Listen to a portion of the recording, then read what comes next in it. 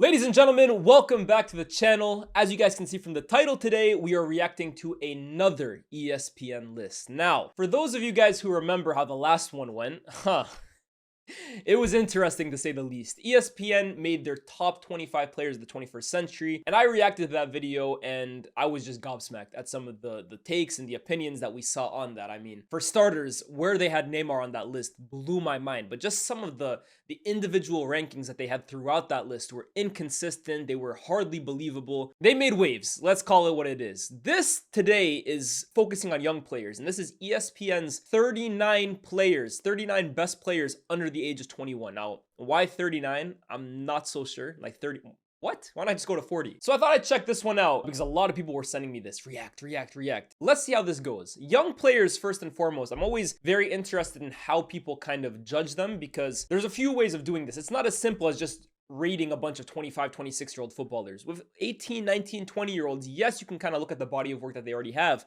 But for me, I think what might be even more important for players of that age is A, the talent that they possess and the potential ceiling that they do have. Because we've seen in the past, right, players at 19 years old who look like they're destined for stardom, but they really plateau at 21, 22, and you never really get much better from them. Whereas sometimes you'll see a player at 18, 19 who are so raw and they have so much talent, but they're just not the finished article. But then 22, 23, 24, 25, they go to the moon. And that player that might have been ahead of them early on never ends up reaching the level that the other guy does. So I really value talent and potential when it comes to young players. Now, of course, what they're doing at the moment as well, too, it counts for a lot. Let's not get it twisted. And some of the names that I'm sure are going to be on this list, that's going to weigh heavy. But let's see what ESPN are saying here. Just to kind of go through here as well, too, they do say that every player on this list has to be age 21 or under. And I believe as well, too, there are a few players that just won't even be on here. So Musiala, he's not on this list. Pedri's not on this list. Camavinga's not on this list. Rasmus Højlund's not on. I think Rasmus Højlund could be 20, man. I don't think he's going to be on this list regardless. But, okay, so those are criteria as well, too. Appearances at the highest level. Okay, so that's like body of work. Consistent performance over a sustained period. That's also like body of work as well, too. And the potential to develop into a top-level footballer. Okay, so I really like that third one. Okay, I can hear that. I like that criteria. You're taking everything into account. So let's get into this, right? Let's get into the 39 best under 21 footballers according to ESPN. And I'm going to be honest as well, too, right? Some of these guys I might not have seen too much, and if that's the case, I'm just gonna say it how it is. I'm observing. I haven't seen this list whatsoever. Let's see how it goes. At number 39, they have Yankuba Minte. Obviously, Brighton winger, signed from Feyenoord this window, or in the summer, excuse me.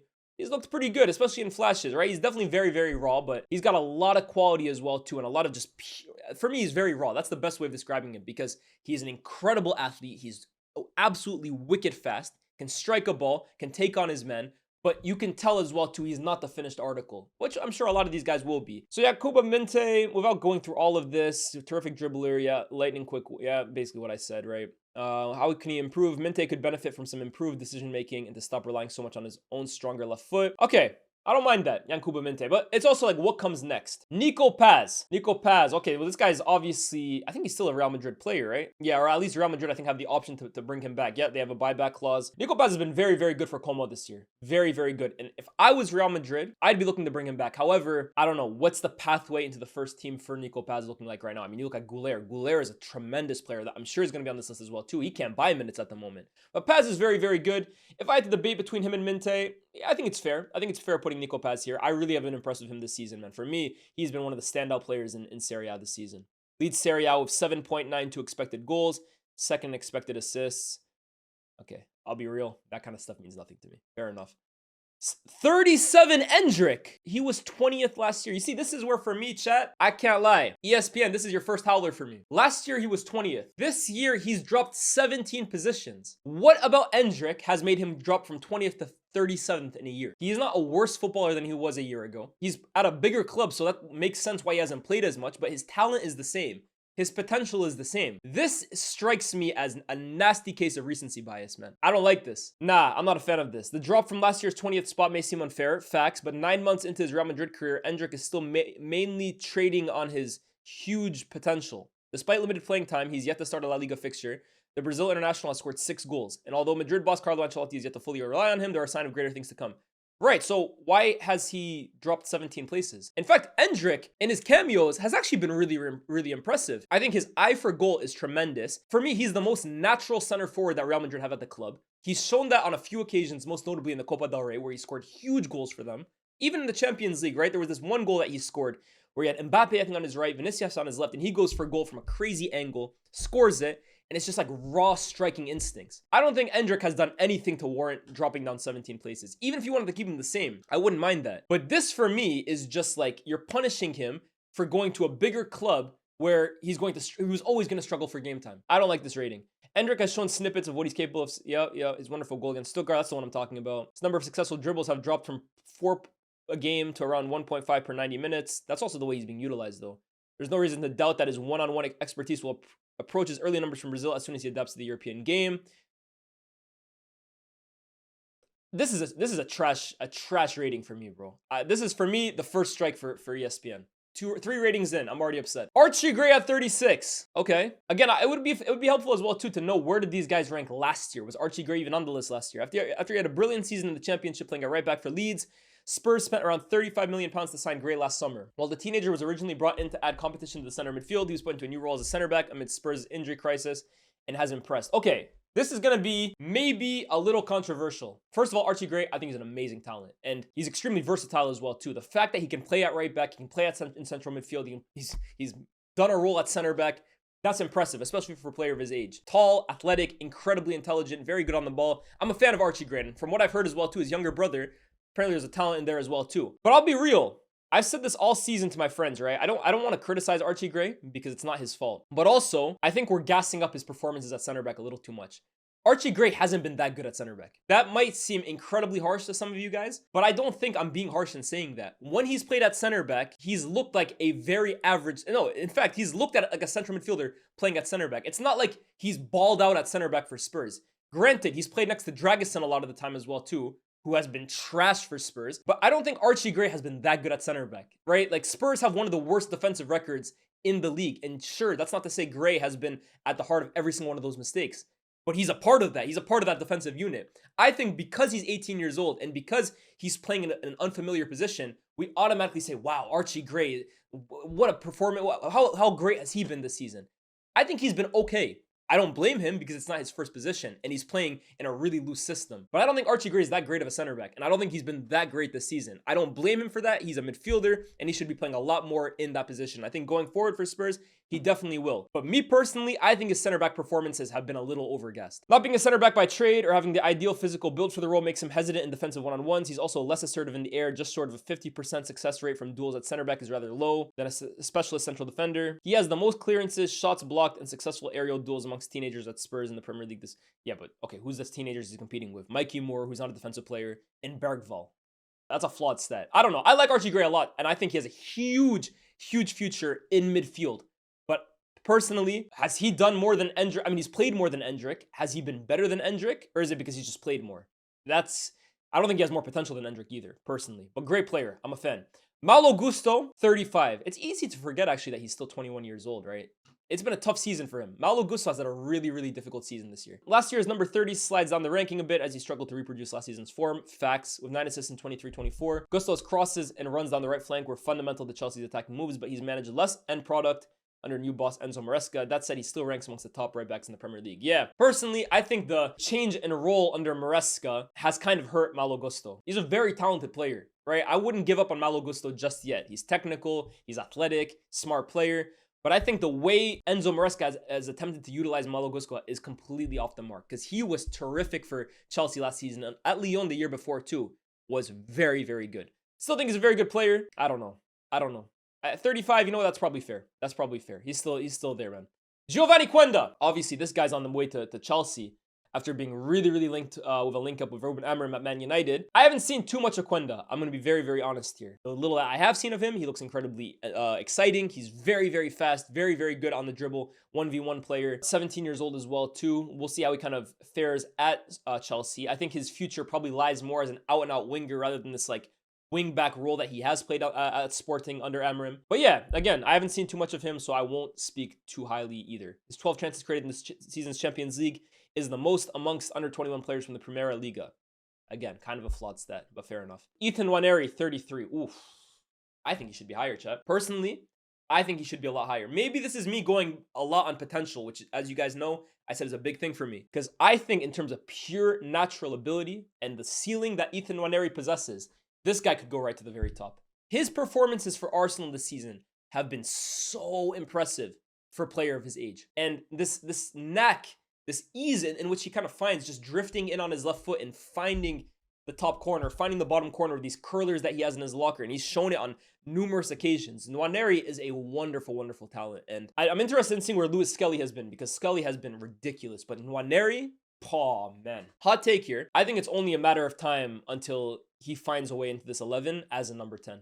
And it will probably come, in my opinion, at the behest, if you want, of Martin Odegaard.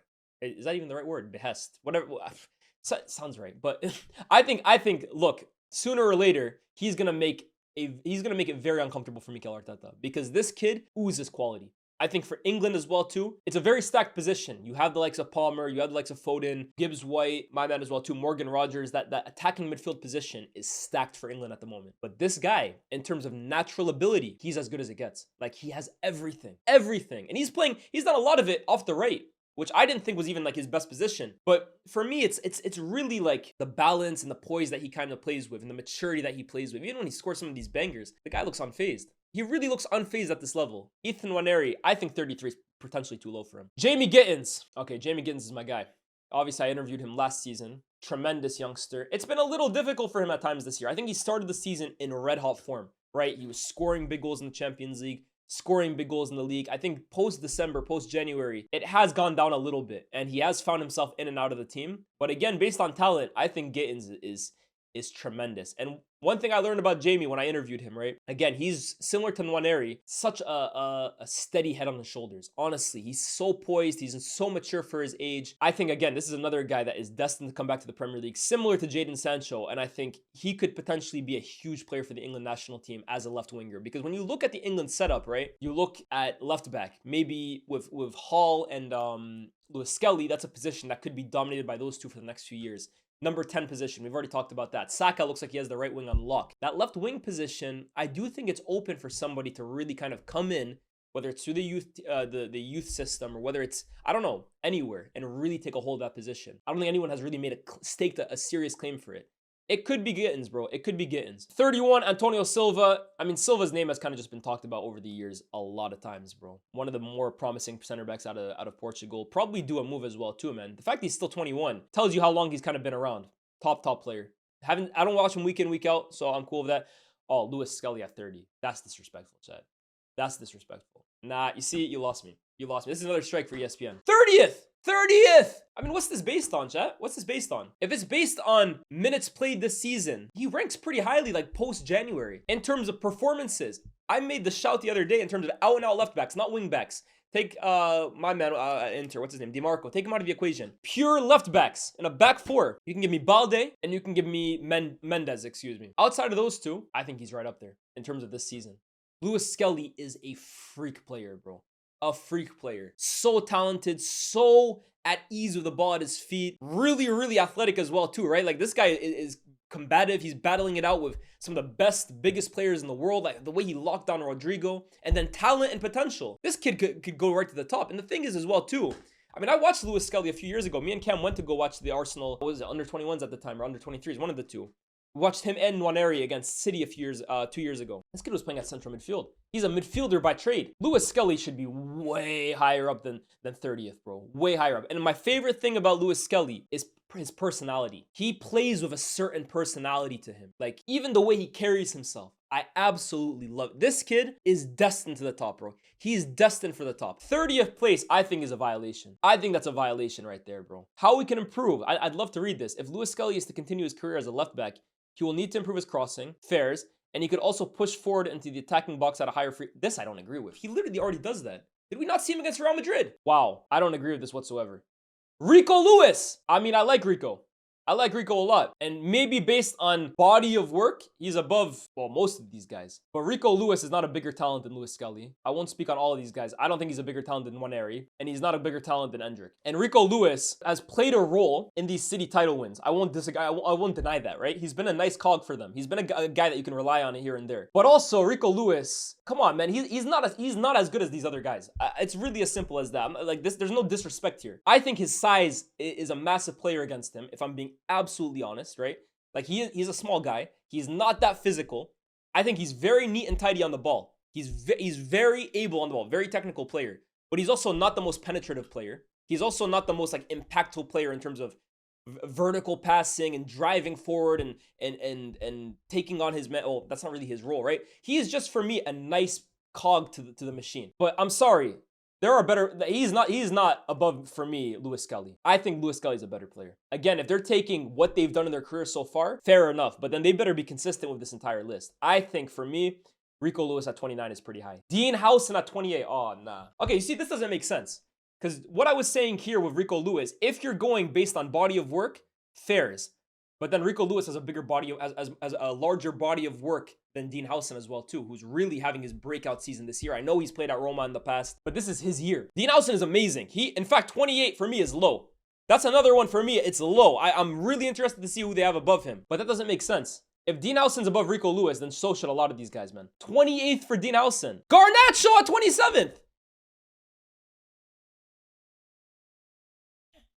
Okay. Garnacho, I'm actually surprised they put him at 27th. I was expecting him to be higher because I do feel like Garnacho got a lot of fans. And look, as much as I complain about Garnacho in terms of his talent and in terms of his decision making, his body of work as an under 21 footballer is actually pretty good, right? If we're like, he's always topping these stats in terms of most goal contributions of an under 21 footballer since last season, or most this for an under 20. He ranks highly in that, which is kind of what I'm going to go back to the beginning of this video where I was saying there are some guys that are at a higher level right now compared to maybe more talented players. But will they go on to have the career of the more talented player? That's debatable. That's why I'm a little surprised they have Garnacho this low. Personally, I don't think it's that harsh because I think his talent level and his consistency and his decision making dictates him being here. It validates him being here. I think Dean Howson has a higher ceiling than Alejandro Garnacho. But for the most part, look, I think you could argue with a lot of these guys. Lewis-Skelly, Nwaneri, are they more talented than Garnacho? I think you could definitely make that argument. Where he's at in his career right now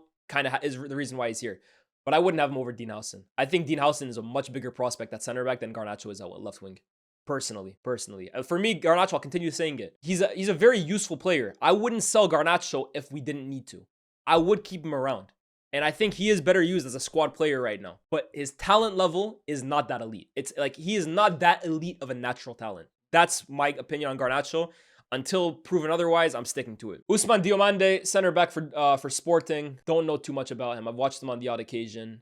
Whoa. 25th for Desiree Doue. What? Oh, nah, ESPN. This is strike 3. You're out. You're out. I have half a mind to end this video right now. Desiree Doue at 25. Yo, I was not chat. Part of me knew ESPN were going to do a few things to piss me off. This was not one of them. This was not something I was expecting. I did not expect to see Desiree Doue at 25th. That's a violation. That's a violation of this kid's talent. Talent level, he's arguably top 5 under 21 footballers in the world. Even performances, he's been incredible for PSG this season. What? Nah, guys, in terms of talent, honestly, if I think under 21 footballers, they're going to have Yamal, and I agree. They're going to have Jude. I would agree with Jude as well, too. Who else are they going to put above Doue that I would agree with? Verts, I'll give them Verts. Because again, these guys are crazy talents and they've accomplished a lot in the game. Who else is there, chat? Who else is there in terms of under 21 talents? Is Goulet going to be above Desiree Doue? I like good Goulet. I'm taking Doue right now. Who else are they going to have over 25? That means there's 24 under 21 footballers higher rated than Desiree Doue. That's insane. That is insane. Do these guys, who made this list? Who made this list? Tor Christian Carlson. Tor Christian Carlson, you've had a howler. You have had a nightmare. That is egregious. That's egregious, man. 25th. I'm scared to look. Jarrell Hato. I don't know enough about him. I won't even speak on that one. Chat, the first name I actually watch week in, week out that I see above Desiree Doue, I'm scared to see it. I'm actually scared to scroll down a little more. I'm scared. I'm nervous. Lenny Euro. You see, the first guy that they have that I watch consistently above Desiree Doue that I was ready to crash out over is actually my guy. Lenny. I mean, Lenny Euro's a baller. Lenny Euro's a top center back. I think he's an amazing center back prospect. Oh, man. This is like they set me up. They were like, oh, yeah, you're going to crash out? Go crash out over your own player. I love Lenny Euro. And I think Lenny Euro has shown a lot for Man United, especially since that Southampton game, to suggest this guy can be one of the best center backs in the world one day. Euro's really good. But I'm taking Doue. I'm sorry, Doue's a bigger talent for me. I'm not going to crash out over Euro, though. I love Euro. Honestly, Euro, that Southampton game, I think put a lot of alarm bells in people's heads because of the way Suleimana did. But Lenny Euro, first of all, I just got finished speaking to Joe Tomlinson, who interviewed Euro for, I think, Sky. And I asked him, how was he? And he said, the first thing he said is, he's so mature. Like, honestly, he's so mature. And even in his interview with Rio, he came across that way. But I think Euro has shown an incredible knack for defending. I think his ball playing from the back in terms of driving the ball forward is incredible. But one thing about Euro as well, too, the guy has crazy long limbs. Like, some of the slide tackles, last-ditch tackles from behind that he pulls off because of how he's built are crazy, bro. Crazy. Euro's amazing. Short, 95% pass accuracy. Long, 56% pass. That's pretty good as well, too. I like Euro. And I like Baleba as well, too. I love Baleba. Baleba, talent-wise, is crazy. Dare I say it, chat? You guys want another hot take? I think Baleba's ceiling, it might even be higher than Caicedo's in terms of what his potential is. Because I think this guy could do everything in midfield. His build, his intelligence, his motor, his passing ability. This guy is what you would call an all-action midfielder. Jack of all trades. He doesn't have a weakness in his game, technical or physical. I think this is the next £100 million player to come out of Brighton. He's an amazing talent. He's an amazing talent. For me, his standout game this year is when he came out against City and completely changed the game at the Amex. Dynamic player, covers a lot of ground, his pressing ability, 1.9 interceptions, 7 duels, 1 per 90. Excellent at breaking defensive lines. Facts, he's so good at ball carrying. He's honestly so complete, bro. He's so complete. I don't hate that. Milos Kerkez. Okay, you see, now you lost me. Maybe, Kerkez is not a bigger talent than Baleba, and he's certainly not a better talent than Desiree Doue. Yeah, you guys have lost your mind. This is Prem bias here. This is Prem bias. Let's call it what it is, chat. This is Prem bias. If Doue was doing what he's doing right now for Liverpool, bro, he'd be top 10. That's crazy. Kerkez is cold. He's a great left back. I think he's going to be amazing at Liverpool. He's not a bigger talent than Desiree Doue. Impossible. He doesn't have a wider body of work. He hasn't played at a higher level than him. I don't think he's more talented than him. I don't think his ceiling is higher. That's crazy. Kenan Yildiz. Oh, Kenan's cold. Dare I say it, 20th might be low for him too. Who's coming up to have these guys this low, man? Kenan is crazy. I don't think it's been his best season. No, okay, it has been a really good season. And let's not forget he's 19 years old. I think he started the season incredibly, bro. And he has had some highs. Yeah, they talk about the Inter game. I remember the first Champions League, was it against PSV or Feyenoord, his first game. Incredible goal as well, too, reminiscent of Del Piero. Yildiz has a very, very high ceiling. I like 20th for, oh, in fact, it might be even too low for him. But Doue has still spun me. I think I'm taking Doue over Yildiz as well, too. Doue at 25th is ridiculous, bro. Estevao. Oh, Estevao's crazy. Estevao's very, very good, chat. Estevao's very, very good. I spoke to Ederson. I'm just naming dropping, by the way, right now, right? I'm just dropping crazy names. But me and Cam interviewed Ederson in December time, right? And he was saying this kid coming out of Brazil, right? They're looking at him in a similar way to the way they looked at Neymar a few years ago, bro. Like, for the way he was describing him, he's the biggest talent to come out of Brazil since Neymar. The guy's 1v1 ability, his explosiveness, his trickery, the elusiveness to his game. Incredible at cutting in on his left and scoring. They call him the little Messi, Messinho. He's going to Chelsea. And honestly, guys, the fact he's going to Chelsea is crazy because 10 years ago, this is a guy that Real Madrid or Barcelona would have been all over. Like the Brazilian market, a player like this, Barca and Real are usually over it. They're on that like that. He's going to Chelsea. And I think, contrary to how a lot of young players have done at Chelsea, who have been very hit or miss since Clearlake came in, I think he's going to hit the ground running. For me, if I'm making a hot take right now, I think he could win Young Player of the Year next season in the Premier League. I think he's that good. 19th, again, it seems low. Who do they have over these guys, bro? Arda. Oof. Arda's cold, man. Arda's cold. But why does he not get punished by 17 places the way Endrick did? You see what I mean? Or maybe Goulet was top 5 last year. I don't know. Why has he not been punished the way Endrick did? I think Arda Güler is an incredible player, man. And at the Euros, he was so good as well, too. Let's see how he does under Xabi Alonso. Well, let's see if Alonso comes in at Real Madrid. But whoever the next manager is at Madrid, I hope they give him way more playing time than Ancelotti did. Because this is a talent that warrants so many more minutes than he got this season. He is such a creative spark. His left foot is an absolute wand. You could make the argument he's the best set-piece taker at the club at the moment. He's an incredible talent. Again, 18th. It seems low, man. Who do they have in the top 17? Or am I just underestimating the young players at the moment? Balde. Oh. Balde's sick. Balde's sick. Balde's incredible. He might be the best left back in the world. Him or Mendes. Balde's incredible. I don't mind Balde being above everyone we just talked about. He's incredible. Yeah, enough said. Fermin. Okay, you see, you lost me. I like Fermin. I literally spoke about Fermin in a recent video, saying he was incredibly underrated. There is not a single metric in which Fermin Lopez should be over Alejandro Balde in terms of talent, in terms of body of work, in terms of experience. There's nothing that should put him above Balde right now. That's crazy. And I wouldn't have him over Doue. Yeah, wow. Okay, Fermin, I really like Fermin. Really, really like him. And I like how he kind of brings something different every time he comes onto the pitch for Barcelona. I feel like he is a bit more direct. He is a bit more eye for goal oriented, right? He is a bit more hard-nosed. But he shouldn't be higher than my man, than Balde. Nah, not for me. Not for me. Very good player, though. Kobe. I don't think I'd put Menu over Balde either. And is he above Doue? Menu's had a really tough season this year. So I know a lot of people are going to see him at 15th and be like, that's way too high. Look at the season he's had. But let's also not forget, guys, this was a guy that literally was so good in his debut season as a footballer, as a first-team footballer, that he ended up starting in a Euro final 12 months later for England. He's a top talent. He's an incredible talent. And I think right now for Kobe, his versatility is kind of his biggest weakness, or it's kind of hurting him the most because he's being played as a 6 sometimes. He's being played as an 8. He's being played as one of the 10s. He's playing striker for United recently. That's not great for his development at the moment. And I really hope United tie him down. I really hope they give him a contract because his talent level is incredible. People might say, why don't you give the same energy to Kobe as you do Garnacho? It's simple. He's a bigger talent than Garnacho.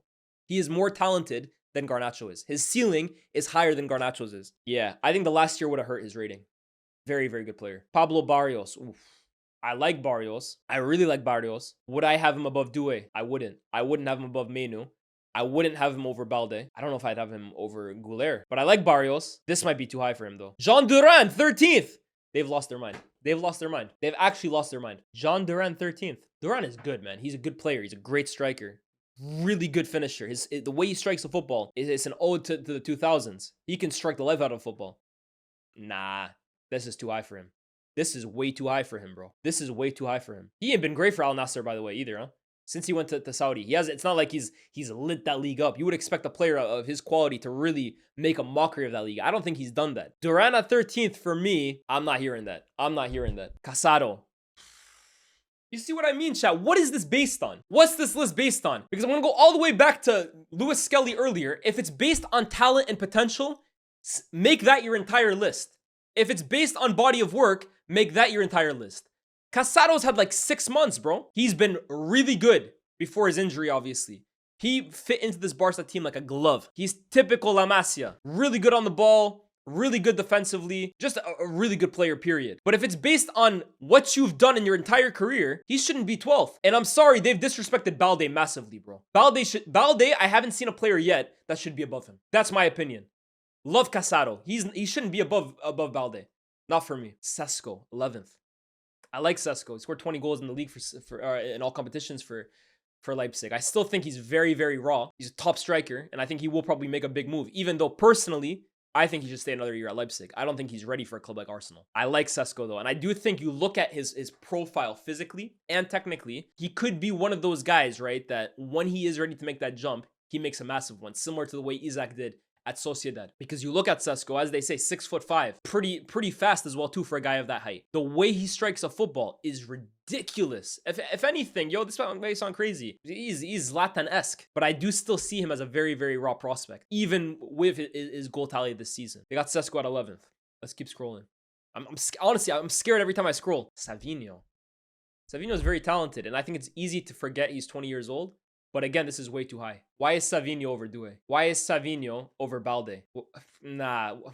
Savinho for me is too high. Very talented player. And to be fair, his assist numbers this season are actually pretty good, especially for the minutes he's played. But I wouldn't have him this high. 10th for me and Doue at 25th is nuts. Chat, honestly, I'm going to say it again. This is Prem biased. Savinho is not 15 spots higher than Doue in any category. That's a little crazy. Pavlovic. I love Pavlovic. I'm a big fan of Alexander Pavlovic. 9th is high for me, man. 9th is high for me. Is he higher than Casado? Is he higher than Menu? I'm just looking at midfielders. 9th is high for me, man. 9th is high for me. I think before his injury this season, he was really in like a great stretch of form. Really talented player. I've sung my praises about Pavlovic numerous times. 9th seems high. Gavi at 8. Okay, I forgot. Gavi, it's easy to forget he's 20 because he missed an entire year of football. And he plays like a grown man. Gavi 8. I'm cool with that. I'm cool with Gavi at 8.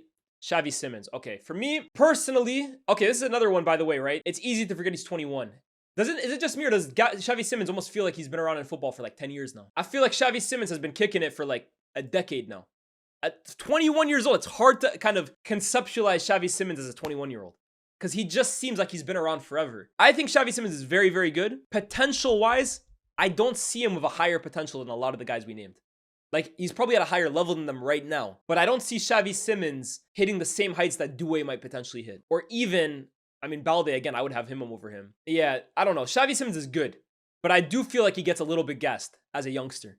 He's good, but I don't think he has the same ceiling as a lot of these guys, man. For me, I don't want to say we're seeing the best version of Xavi Simons, but I don't see him really adding anything to his game that he doesn't really already have right now. I just see him becoming more consistent. Which isn't a bad thing, by the way. If he never hits like a higher level than he currently is, he's still at a very good level. For me, 7th seems high. Zaire Emery cannot be 6th. And I love Zaire Emery. But what constitutes Zaire Emery being 6th, Gavi being 8th, Kobe being, what was he?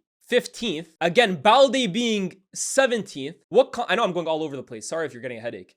What constitutes Zaire Emery being 6th? That makes no sense whatsoever. Very talented. Has almost everything in his toolbox to be one of the best midfielders in the world one day. But you want to talk about what he's done this season. He's basically been the backup to one of the best midfielders in Europe. Ruiz, Vitinha, and João Neves. He is their deputy.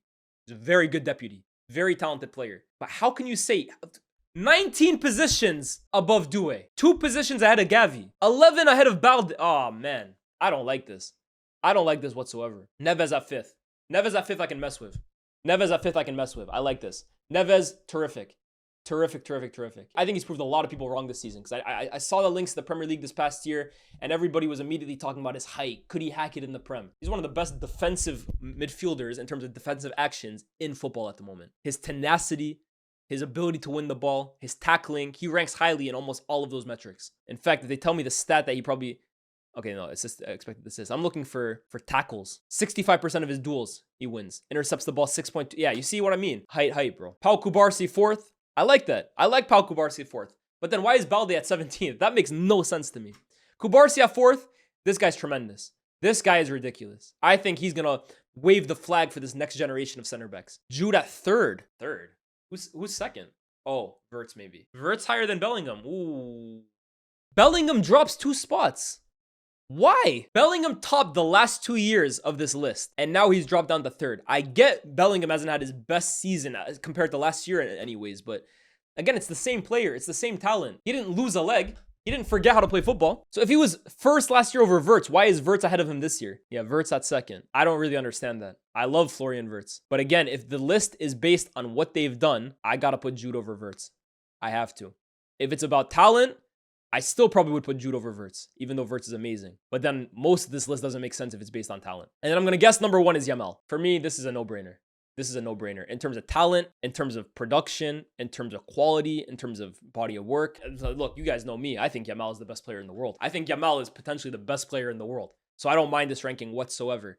But for me, chat, this entire list has been incredibly inconsistent. I don't even really know where to begin attacking it because they're giving me the 3 criteria points, but for some players, 1 criteria is more of a priority than the other. So like for some player, like Rico Lewis above all those other guys, it's based on what he's done in his career. But then you're putting, I don't know, Zaire Emery over guys who have done way more than Zaire Emery. You know what I mean? And then talent-wise, Doue's at 25th. Balde's at 7th. Like, bro, this list is just all over the place. I like the 39 players they named.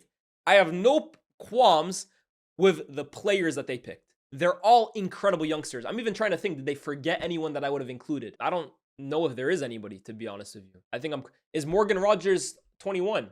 Okay, he's 22, so he doesn't make the list either. I don't know. You know what? I'm not mad at that list. I think it's a good list of players. Chat, if you think they forgot anyone completely, let me know. And let me know as well, too. What's your biggest qualm about this list? If I'm going to just quickly go over it and tell you my biggest issues, I'll do it real quick. I like the names. I don't really like the placements. Minte, cool. Paz, cool. Endrick, I think this is very, very low. I think this is very, very low. Like I said, if it's based on what he's done so far of his career in Europe, okay, but then be consistent with that. 37th, Endrick is better than the 37th best young player in the world. I don't like this. I really, really don't like this. This is definitely way too low. This is crazy. This is just flat out disrespectful. Like there is no like consistent logic behind this one. Because for me, in terms of body of work, in terms of consistency, in terms of appearances at this level, in terms of talent, he is sky high in all of them. Disrespectful. This one doesn't make sense to me. This one, I think he should be higher. I'm cool with this ranking.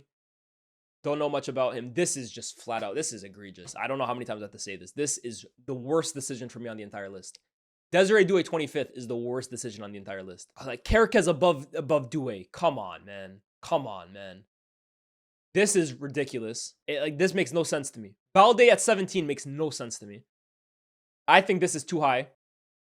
Savinho, I don't think is 15 spots ahead of Doue. Pavlovic, I like Pavlovic. Gavi at 8 is okay, because I would have had Doue maybe above him. But there's no way you can tell me Zaire Emery over Gavi. Like, I just don't know what that's based on. If you think he's a better talent than him, by all means, put him there. But then, guys, the whole list has to be based on talent. If I had to make my list, chat, I won't do all 25, all 39.